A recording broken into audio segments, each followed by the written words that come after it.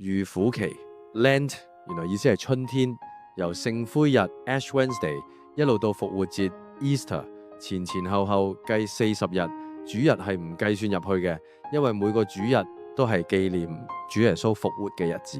由舊時到而家，信主嘅人喺呢段日子大多都會禁食、祈禱、反省同悔改，承認自己嘅過錯，仲會諗住耶穌當日為咗我哋受苦受死嘅事。喺呢40日入面，好多禮儀教會做崇拜，講道嘅時候都會講起幾件聖經入面嘅事。摩西曾經喺西奈山上禁食40日40夜，先領受到上帝頒布嘅規條同典章。以利亞喺迦密山同啲假先知鬥法，勝咗之後被耶洗別追殺，走投無路逃到羅藤樹下。後來有天使供應佢嘅飲食，等佢休息好之後，佢又行咗40日，一路都冇食冇飲，最後喺微聲中遇見咗上帝。而我哋嘅主耶穌更係喺開始公開傳道之前，獨自入曠野禁食40日40夜，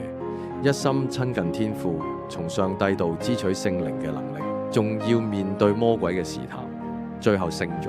所以話預苦期呢40日，我哋就應該學摩西、以利亞同耶穌練下禁食呢個屬靈功課。喺禁食嘅日子，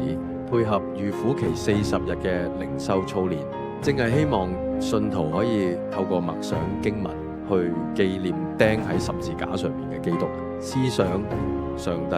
嘅救恩同犧牲，等大家可以進入悔罪同更新嘅生活，並懷住盼望，預備好自己嘅心去慶祝耶穌基督嘅復活。